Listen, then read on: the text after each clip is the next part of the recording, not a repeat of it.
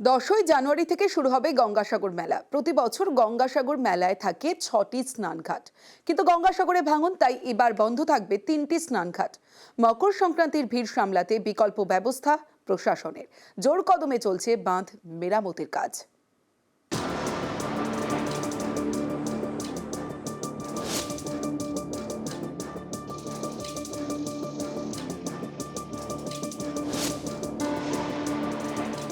দক্ষিণ চব্বিশ পরগনার গঙ্গাসাগর প্রতি বছর বর্ষায় পাড় ভাঙে।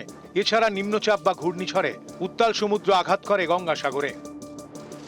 ইতিমধ্যে ভেঙে তছনছ হয়ে গিয়েছে সমুদ্র উপকূল বরাবর একের পর এক স্নানঘাট। এরই মধ্যে এগিয়ে আসছে গঙ্গাসাগর মেলা। 10ই জানুয়ারি থেকে শুরু গঙ্গাসাগর মেলা। এই পরিস্থিতিতে যুদ্ধকালীন তৎপরতায় বাঁধ মেরামতি ও ঘাট সংস্কারের কাজ চলছে। গঙ্গাসাগরে রয়েছে 6টি স্নানঘাট। এর মধ্যে ভাঙনে ক্ষতিগ্রস্ত 2, 3, 4 ও 5 নম্বর স্নানঘাট।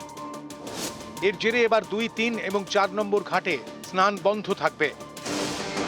এই পরিস্থিতিতে বিকল্প পরিকল্পনা প্রশাসনের। 70% পুণ্যার্থীকে যেতে হবে 1 নম্বর স্নানঘাটে।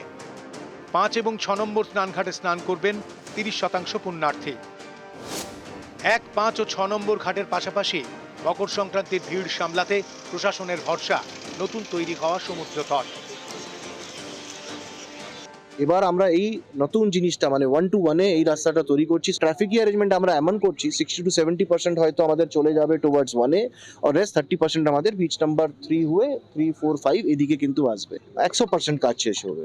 এটা একদম যুদ্ধকালীন তৎপরতা কাজ হবে। যদি দরকার পড়ে রাত্রিও কাজ হবে, রাত্রি লাইট লাগানোর ব্যবস্থা আছে। আলটিমেটলি সব কাজটাই টাইমলি শেষ হবে কোনো অসুবিধা। বিশ্বজিৎ হালদার, নিউজ 18 বাংলা।